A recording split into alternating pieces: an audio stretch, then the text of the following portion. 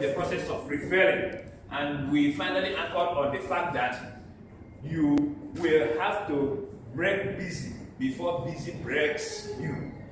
And then we moved on to look at the various ways in which we can refuel. And because the time was far gone, we actually just tried to treat it from both the spiritual angle as well as the physiological and sociological angles.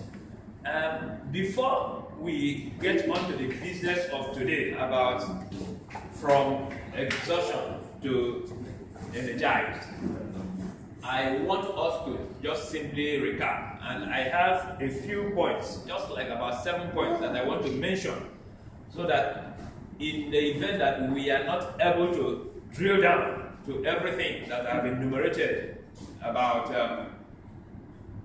from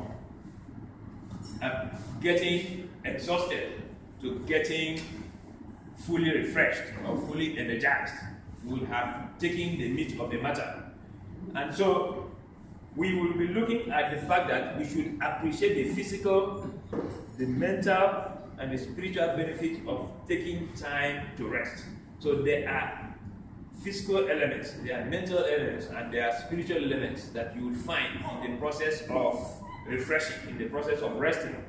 You'd also have to look at the fact that you need to protect your schedule, so that when you take time off, you are actually really taking time off and you are engaging in activities that will enable you to refresh. Number 3, we need to learn to take mini breaks, especially when you can't get away on a full vacation. So sometimes we find it difficult to go on a 3-week, 4-week, 5-week, or even 6-week vacation, depending on how high you have grown in your system or how busy you have been over time. For some of us, we are able to manage our time. For some of us, the time that we have depend on a lot of other people and a lot of other variables. Number 4, we need to determine to have a life and not just a career. So when they talk about work-life balance, where do you balance that work and that life, so that when you have finished your career, you will still have a life? Or when you are moving to the next level in your career, you will still have a life.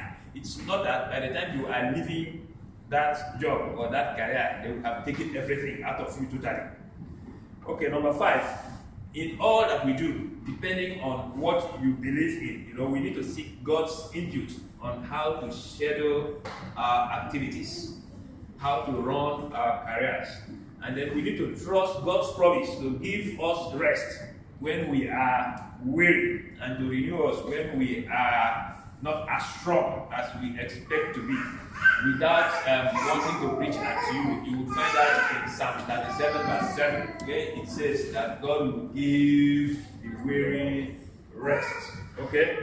Then number 7, we need to reflect on what it means to live a life of rest in the midst of busyness. Busyness as in busyness.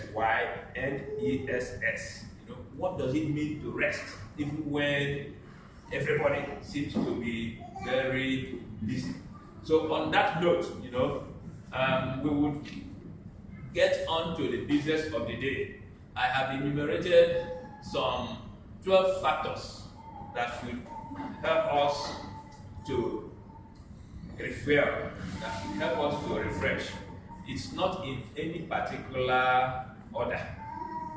Unlike the other day when we had to take things in a very orderly manner.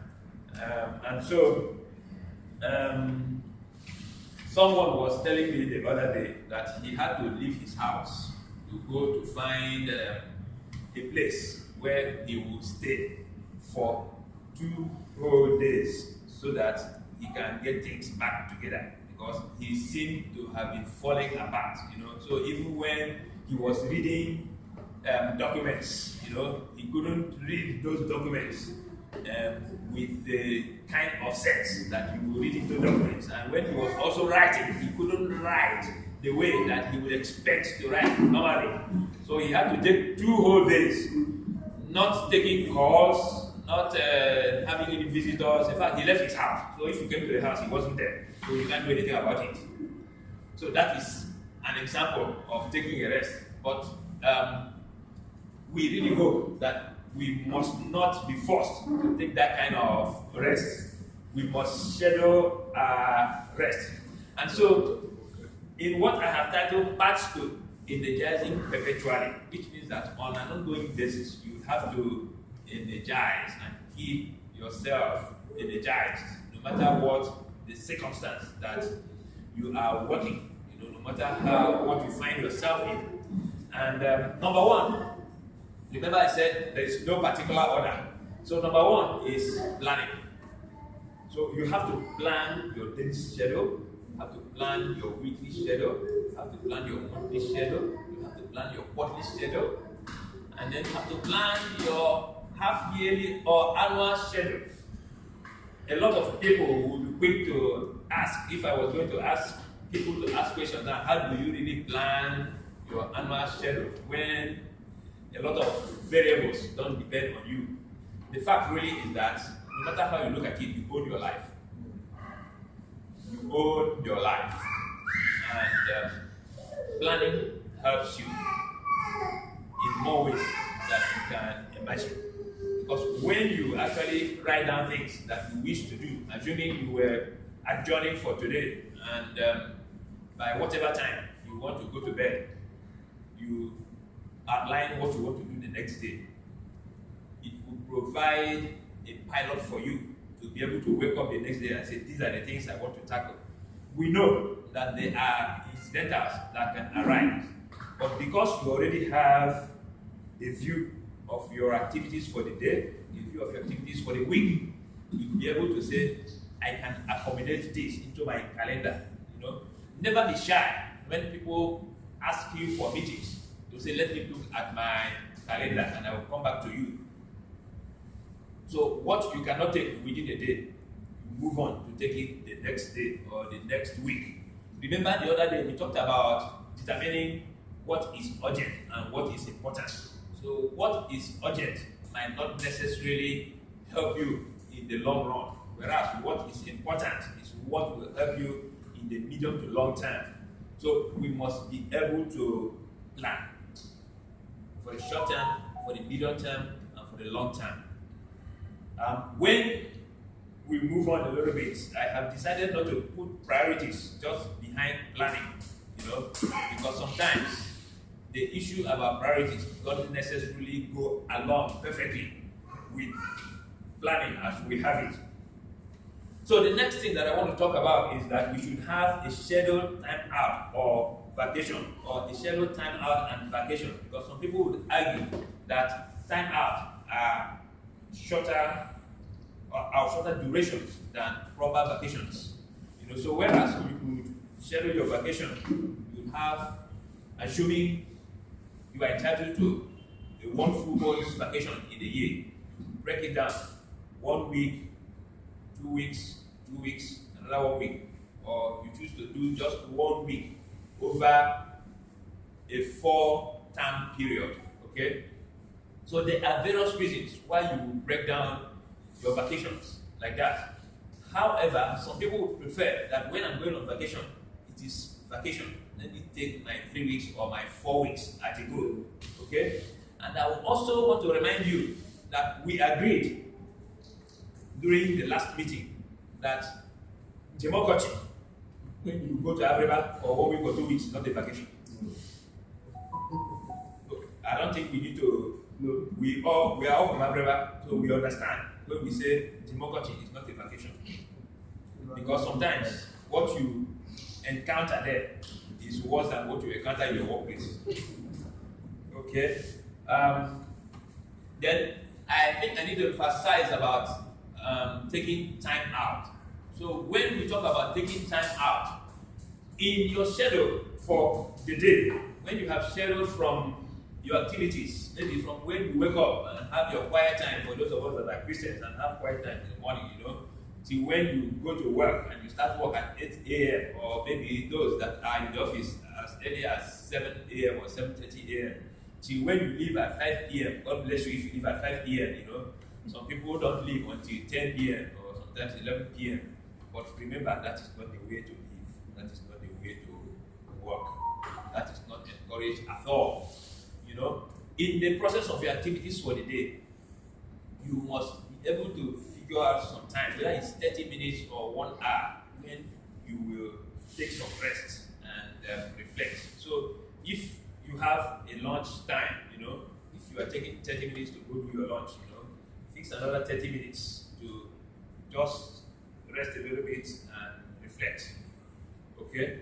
And that also applies for your weekly activities, for your monthly activities, and for your quarterly activities. And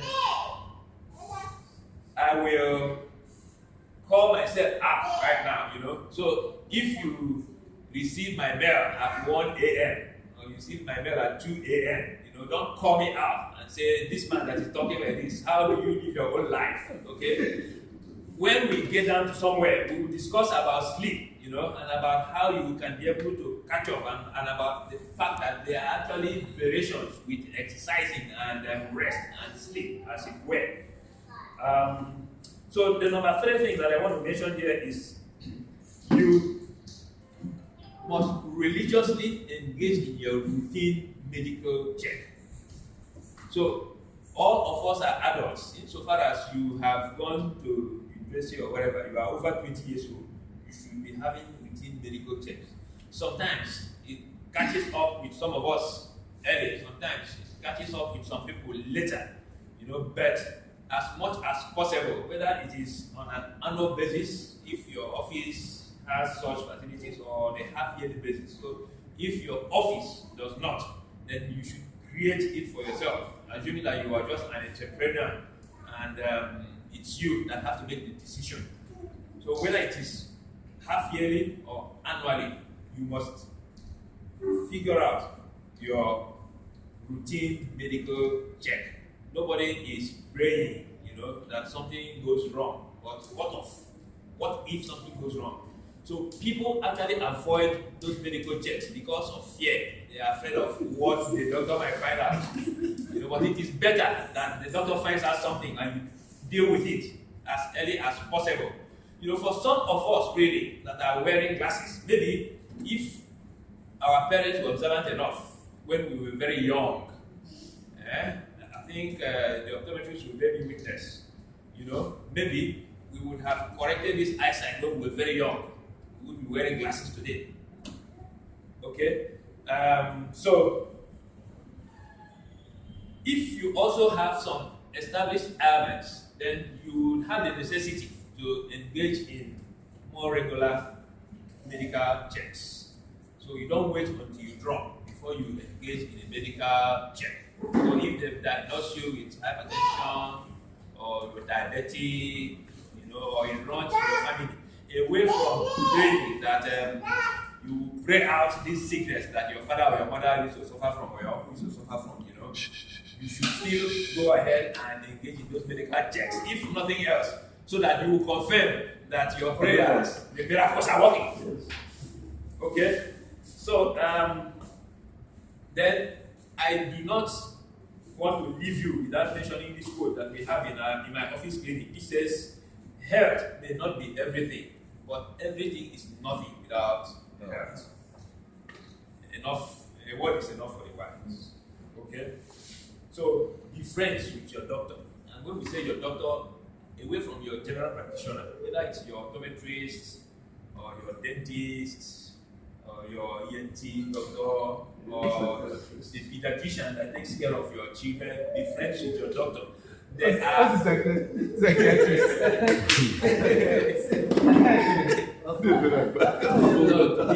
be friends.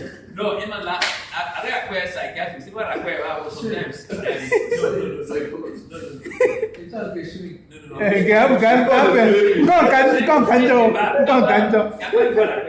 Clinical psychologist.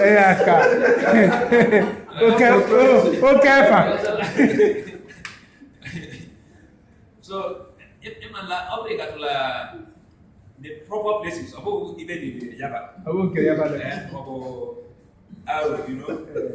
you know, places where they take care of people like that these days. The approach, even the serenity of the place, you don't read the gave the table for 2 days. You know, I'm very bad. I'm not a day for my we better the hinge. So, whatever is the aspect of medicine that your doctor is dealing with, you need to be friends with your doctor. And when there are certain things that could be very casual that can come up and that you can receive advice on, that some people will have to book appointments to come and get. Okay? So the other thing that I want to talk about here is that we should prioritize. When we were coming here, we were discussing with somebody about the Pareto principle. 20% of your priorities will give you 80% of your production. If and only if you spend your time, energy, money, and personnel on the top 20% of your priorities. So, if research, you know, so often we working, a lot of activity, you know, those activities are actually delivering to just 20% of your expectations, of your priorities. Whereas the 80%, 20% solid activity will deliver to that 80% that will give you A if somebody was going to rate you. Okay? So, number 5 that I want to talk about. Some people will argue about this, some people will not agree, but that is my opinion. So, learn to forgive by nature. Learn to forgive by nature. It is what in the Bible, in the book of Romans 12, verse 18, I say again, I'm not preaching at you, but the book of Romans 12, verse 18, it says, if it is possible, as much as it depends on you, live peacefully with everybody. So when you live peacefully with everybody, you live peacefully with yourself. The clause of as much as it depends on you. Yes. That's the most important thing. As much as it depends on you. So what it means is that it has actually given you the authority. It can actually all depend on you. So you will decide whether it all depends on you or whether you want to yield authority to another person. You know? So it is other no matters.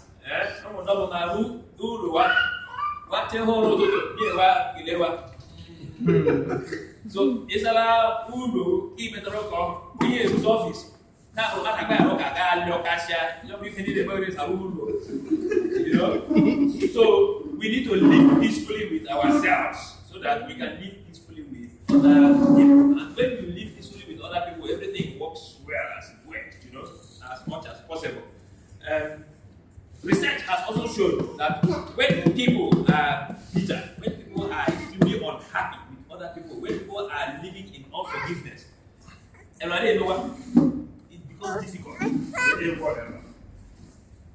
So, unforgiveness is an encumbrance. So, in your own interest, you should forgive when people offend you, so that everybody can get it. Number 6, which is something that we discussed the other day too, we should eat breakfast like a king, eat lunch like a prince, and eat dinner like a pauper. We have been hearing this, but how many of us are practicing it? I repeat again, eat breakfast like a king. So now we see photo. Then okay, the last year, because I'm going to do it. Then I believe it. I know the last year. Other possible, I believe you can buy a cup of green tea. You know. Eme fait apriti bo lo taran toto. Obo abale. Lo taran toto. Geri era so gere.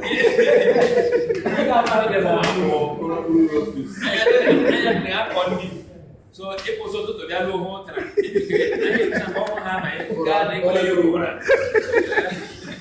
but the important thing here is that as much as possible, you know, between your breakfast and your lunch, you know, eat the solids that you need to eat, you know, and then balance it a little bit. And my life, you know, in a carbohydrate environment. So balance your carbohydrate with protein and what have you. then okay, me last year, Paris, Ghana, you know, so that Ghana here, so the bottom line about this is actually that generally it helps really. Number 7 is that you should exercise. You should exercise. When we talk about exercise, you don't have to go to the gym to exercise. You know, there are many ways of exercising. People will tell you, the experts will tell you that just doing a very good walk every day, you can do up to 30 minutes proper walk. You know, this walk is good exercise, and the body needs to be agile. And the other thing about exercising too is that you should sleep well. You should sleep well. Maybe like I can earlier on asking that nobody should call me out about sleeping, so that when you see my mail or my WhatsApp message at 1 a.m., you can say, "Oh, like my phone." So people actually have different kind of clocks for their system. So there are people that are nocturnal, you know. But the important thing is that you should know what your system is, what kind of clock that you are running, you know. And if in the afternoon you have the opportunity to take a nap, or 20 minutes nap, or 30 minutes nap, by all means, help yourself to do so, you know.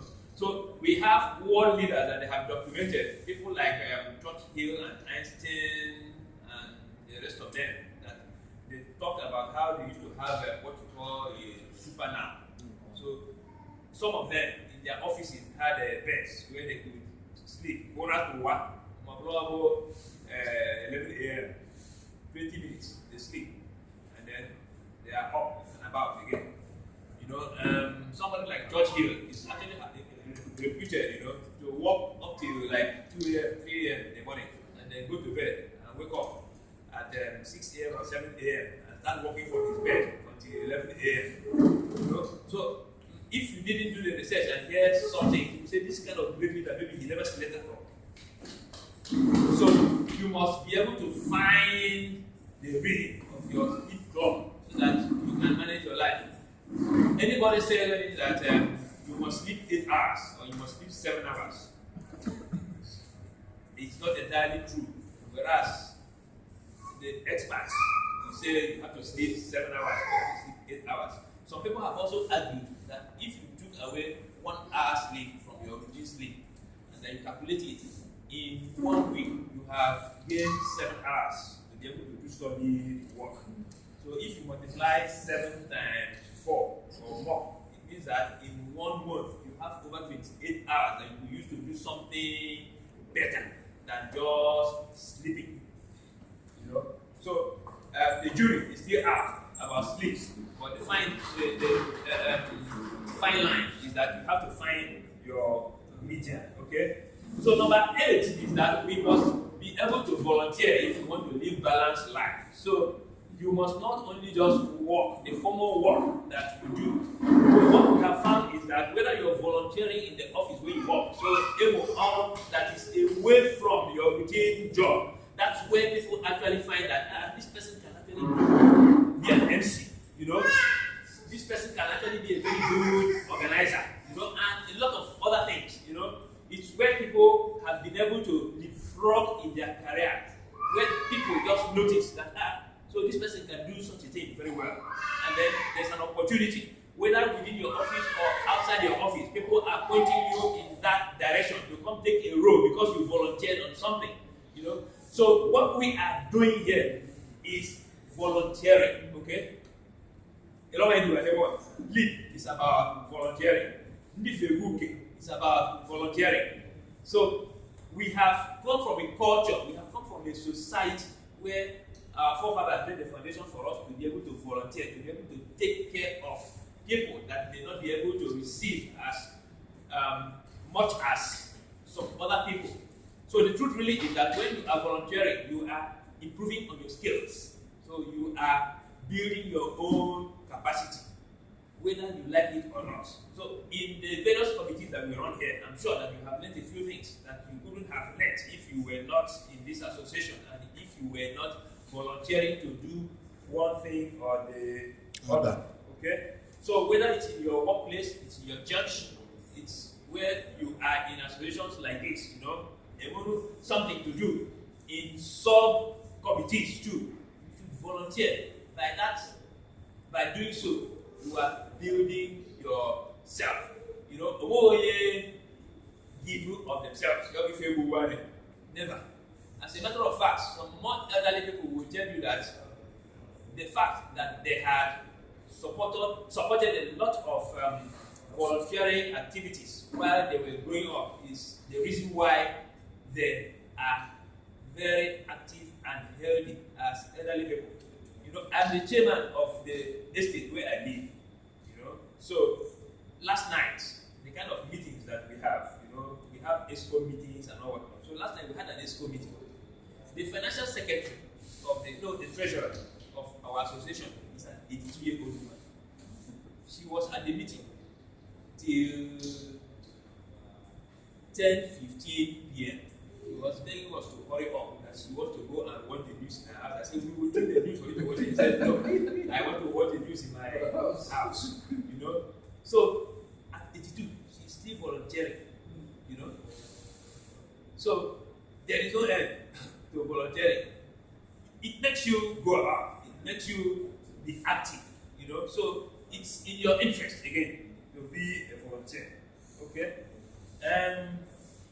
A corollary to that I want to mention is about communities and how what we have termed ripple effects of the activities in our communities, how they impact the community and the society. So when we talk about the community here, whether it is your estate where you live, in that also, of your brother is you everywhere, of your brother in your community, as all of us are from everywhere, or even these days, when I talk about Anglican and Anglo and I watch,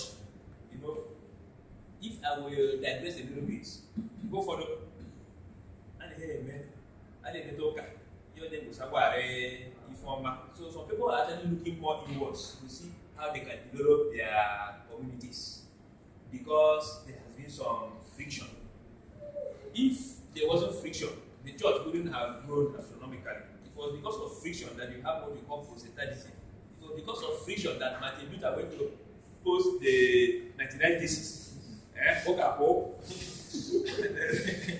So we could go on and on, but the fact is that what kind of actions are taking place in your community, you should be interested in, because those actions will impact the larger community. What takes place in the small villages, in the towns, affect the state. What takes place in the states affect the nation. What takes place in the nation affects the world. So that is why when you go to certain places, you will find that there is a predominance of drug abuse in certain communities. When you go to certain places, you find that there is a predominance of people pursuing education in certain places. So if there is competition in communities, what kind of competitions are there? Is it healthy competition? Is it competition about people that are going to convert drugs? Or is it competition about people that are going to convert education? So, what is the ripple effect of your activities in your community? One way or the other, those things impact your life. Because you live that everyone may be no, not be joke everyone. You will go back to the day when you couldn't come into everyone and sleep in your house.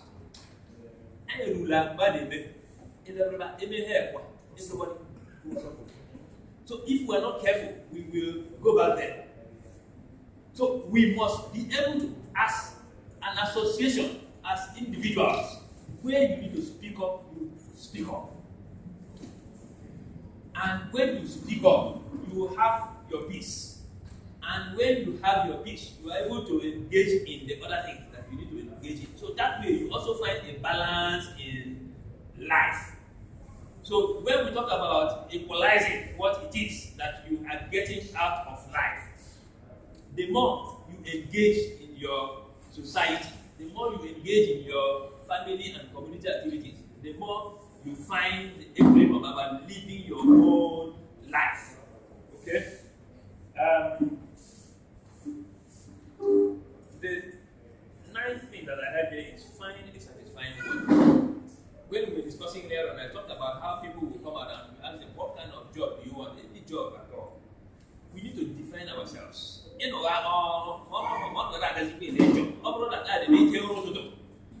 job very difficult because you are not happy with the job. By all means, try to look for another job. We know it could be tough, but nothing is impossible. Because it is your life. So where do you find the work-life balance? If every day you go to a place that is just a drone through, just because you are collecting a salary. In some cases, people actually go to places where they take a salary cut and then they start building their career again to what it is they want to make of their career. So we can do it. Other people have done it. So another thing that I want to talk about when I talk about satisfying job, is how is your job impacting the world? So what you do 9 to 5, or what you do as a private entrepreneur, what is the impact on the world? Are you working in a place where there are no ethics? Are you working in a place where they are doing illegal businesses? Are you working in a place where they are engaging in activities that are impacting the environment negatively? Are you working in a place where they are impacting the economy negatively? You need to think about it, because when the chips are down, everybody has a conscience. Yeah? Except Mabukwa in a play at that extreme that the Bible has called a seared conscience, where the conscience is dead and is unresponsive. So you must be able to consider, and in the place that you work, in the job that you do, you should be able to influence, so that when you influence and things turn around for good, you are able to also stand up and you'll be happy with yourself, and tomorrow you can be able to tell your children, I was able to impact in so and so way. So how does your job, how does your business impact your immediate community, impact the wider community, impact the world at large? Then of course, I have decided to take these ones last, some of the things that we discussed in depth the other day, value for family and friends. Where does family play, Are you sold to your job totally that you won't grow anything, when I say, Daddy, I say,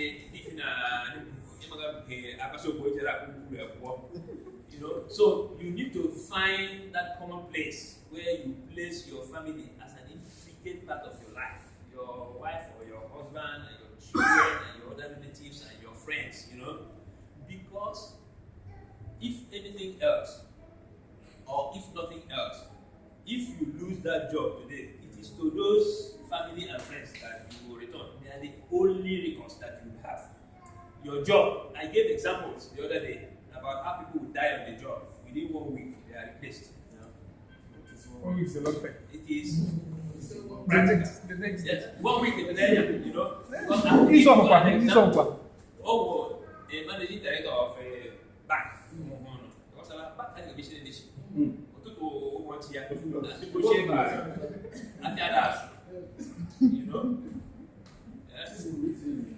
So, this one is